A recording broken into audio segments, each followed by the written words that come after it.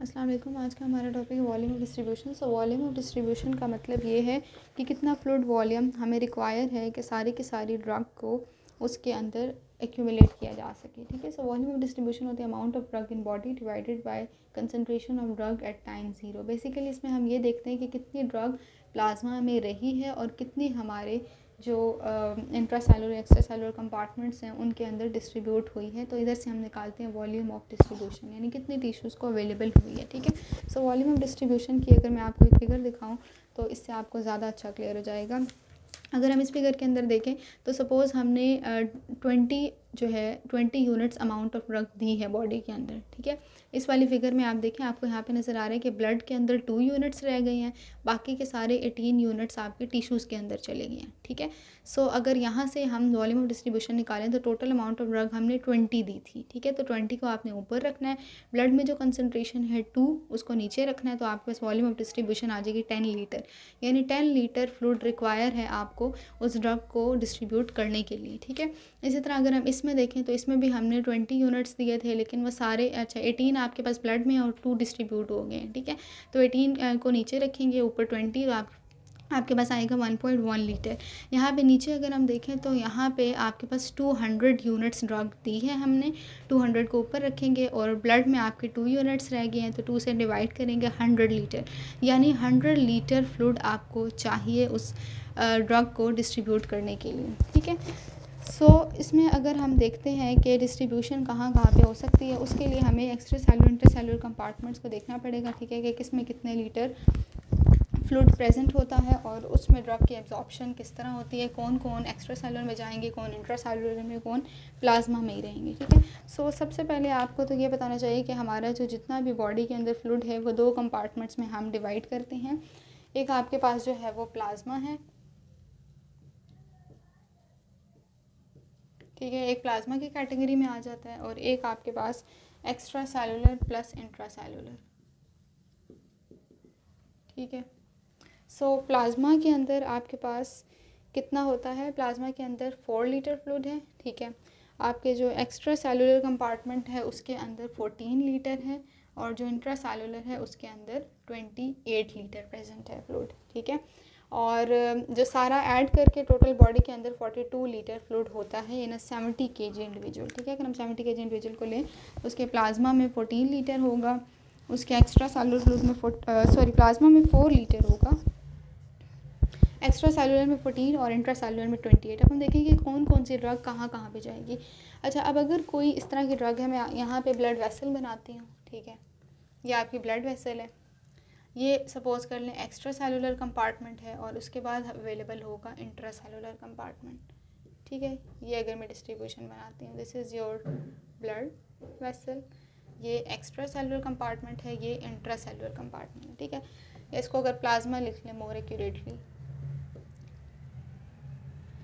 अच्छा, अब सपोज़ करें कि कोई ड्रग है वो बहुत बड़ी है साइज़ में। ठीक है, मॉलिक्यूलर वेट भी उसका बड़ा है। ठीक है, और वो किसी प्रोटीन के साथ जुड़ी हुई है, किसी प्लाज्मा प्रोटीन के साथ जुड़ी हुई है जो उसको छोड़ने नहीं दे रही। ठीक है, प्लाज्मा प्रोटीन के साथ जुड़ी हुई है, वो फ्री नहीं हो सकती ताकि वो अवेलेबल हो आपके कंपार्टमेंट्स को। ठीक है, जब वो नहीं जा सकती तो इसका मतलब है वो सिर्फ प्लाज्मा के अंदर ही डिस्ट्रीब्यूट होके रह जाएगी। ठीक है, वो कहीं और डिस्ट्रीब्यूट नहीं हो सकती।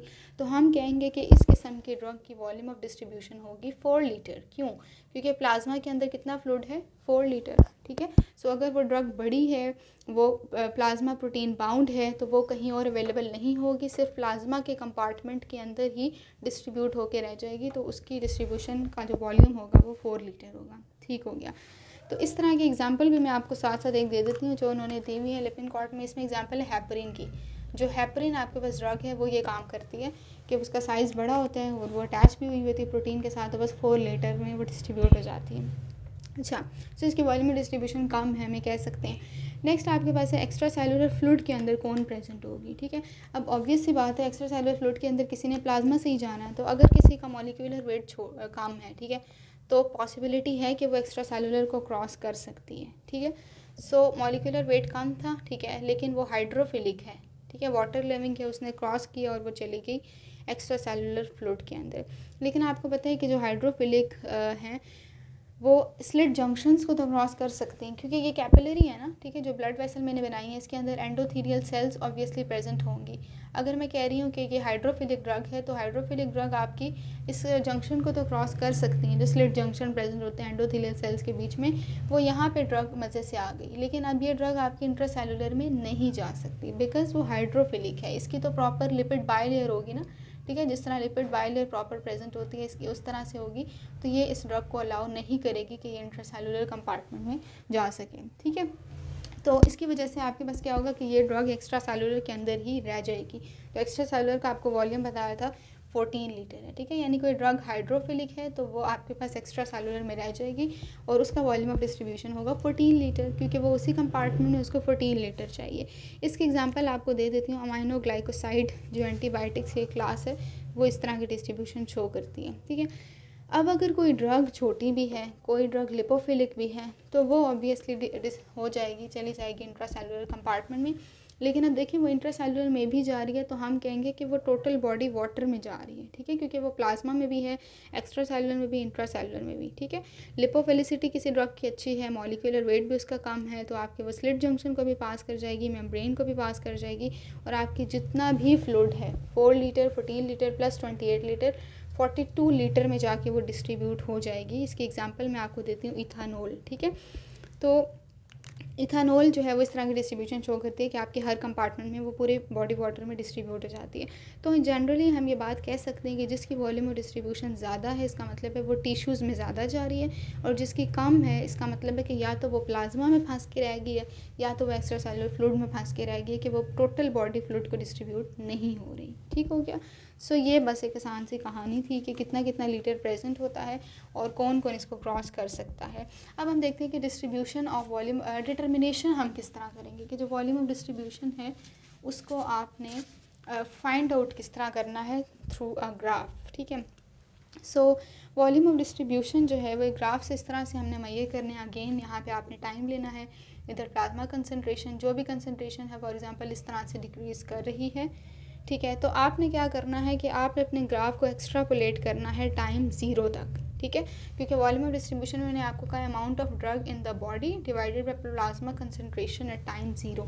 तो टाइम 0 पे जो प्लाज्मा कंसंट्रेशन अवेलेबल थी अपने ग्राफ को एक्स्ट्रापोलेट करेंगे पीछे टाइम 0 की तरफ, सपोज यहाँ पे 1 थी, ठीक है। तो आपने इस तरह से वैल्यूज़ इसके अंदर पुट करके फाइंड आउट कर लेनी। अब एक एग्जांपल मैं अपनी तरफ से देती हूँ। फॉर एग्जांपल 10 मिलीग्राम हमने ड्रग इंजेक्ट किया एक पेशेंट में और उसकी जो प्लाज्मा कंसंट्रेशन है, ठीक है, वो आपके पास 1 मिलीग्राम पर लीटर है, मतलब 9 मिलीग्राम वो डिस्ट्रीब्यूट हो गई है, 1 मिलीग्राम आपकी ब्लड के अंदर रह गई है। तो उसकी जो वॉल्यूम ऑफ डिस्ट्रीब्यूशन है वो आप किस तरह फाइंड करेंगे, ऊपर आपने रखना है 10 मिलीग्राम को, ठीक है, जो ड्रग हमने दी थी प्लाज्मा में रह गई है 1 मिलीग्राम, ठीक है। इसको आप कैंसिल करें, आपके पास आंसर आएगा 10 लीटर, यानी 10 लीटर फ्लूइड इस ड्रग को रिक्वायर है डिस्ट्रीब्यूट होने के लिए।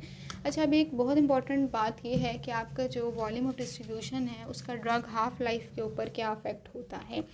तो जो वॉल्यूम ऑफ डिस्ट्रीब्यूशन उसका हाफ लाइफ पे अफेक्ट ये है, क्योंकि आपको पता है कि अगर कोई ड्रग है जो कि वेसल में ही है, ठीक है, ब्लड प्लाज्मा के अंदर ही है, डिस्ट्रीब्यूट नहीं हो रही, तो वो एक्सक्रीटरी ऑर्गन्स को ज़्यादा जाएगी। एक्सक्रीटरी ऑर्गन से भी ब्लड फ्लो हो रहा है प्रॉपर्ली, उधर भी जा रही है, उसकी एलिमिनेशन भी हो रही है, तो हम कहेंगे कि वो तेज़ी से यानी कि ब्रेक हो रही है, उसकी हाफ लाइफ भी इंक्रीज़ कर रही है, ठीक है। लेकिन अगर कोई फैक्टर है जो वॉल्यूम ऑफ डिस्ट्रीब्यूशन को इंक्रीज़ करता है तो वो हाफ़ लाइफ को भी इंक्रीज़ कर देता है, ठीक है। ये बात क्या है, ये बात ये है कि अगर वॉल्यूम ऑफ डिस्ट्रीब्यूशन ज़्यादा है, ठीक है, टिश्यूज़ को ज़्यादा अवेलेबल हो रही है, तो उस चीज़ की हाफ़ लाइफ भी बढ़ जाएगी, हाफ़ लाइफ बढ़ेगी, ठीक है, ताकि प्लाज्मा के अंदर एक थेराप्यूटिक वैल्यू को मेंटेन किया जा सके। अब एक और बात इसके अंदर मैं आपको बताती हूँ। फॉर एग्जांपल अगर कोई ड्रग जिसकी वॉल्यूम ऑफ डिस्ट्रीब्यूशन ज़्यादा है, वॉल्यूम ऑफ डिस्ट्रीब्यूशन ज़्यादा है तो इसका मतलब है कि वो आपके पास प्लाज्मा के अंदर कम है, ठीक है, कि ज़्यादा आपके extra cellular intercellular compartment distribute हो गई है, प्लाज्मा के अंदर कम है। तो जब प्लाज्मा के अंदर कम है तो प्लाज्मा मीन्स कि जो ब्लड फ्लो सारे ऑर्गन्स को हो रहा है, एक्सक्रीटरी ऑर्गन्स को भी ब्लड फ्लो कम होगा, एक्सक्रीटरी ऑर्गन्स को भी कम होगा तो वो प्रॉपर्ली उस ड्रग की एक्सक्रीशन नहीं कर पाएंगे, ठीक है, ड्रग की एक्सक्रीशन नहीं कर पाएंगे, अल्टीमेटली उसकी हाफ लाइफ बढ़ जाएगी। हाफ लाइफ क्या टाइम होता है जिसमें वो ड्रग अपने हाफ अमाउंट में कन्वर्ट हो जाए, ठीक है। तो उसकी जब एक्सक्रीशन नहीं हो रही तो उसकी हाफ लाइफ भी इंक्रीज़ कर जाएगी। ये फैक्टर है आपका वॉल्यूम ऑफ डिस्ट्रीब्यूशन और हाफ लाइफ के बीच में ये रिलेशन है, ठीक है। और अगर वॉल्यूम ऑफ डिस्ट्रीब्यूशन बहुत ज़्यादा होती है, इसका मतलब क्या है, इसका मतलब ये है कि ड्रग आपकी प्लाज्मा में है ही नहीं, ठीक है। ड्रग निकल निकल के सारे कंपार्टमेंट में जा रही है और वह एक्यूमुलेट भी बहुत ज़्यादा एक्यूमुलेट भी हो सकती है, ठीक है। तो इसको हम कह सकते हैं कि ये कोई पैथोलॉजी भी कॉज कर सकती है। So this is all about volume of distribution, ठीक है। बस वो लीटर्स वाली बात याद रखनी है कि कितने कितने लीटर्स हमारी बॉडी में फ्लूइड है, कौन कौन से ड्रग किस पाथवे को फॉलो करती है और उसको कैसा होना चाहिए, ठीक है। किस नेचर की ड्रग होगी तो किस कंपार्टमेंट में रह जाएगी, वरना वो पूरी बॉडी वाटर में डिस्ट्रीब्यूट हो सकती है, और इसका फार्मूला आपको पता होना चाहिए, ठीक है। That's all about volume of distribution. Thank you.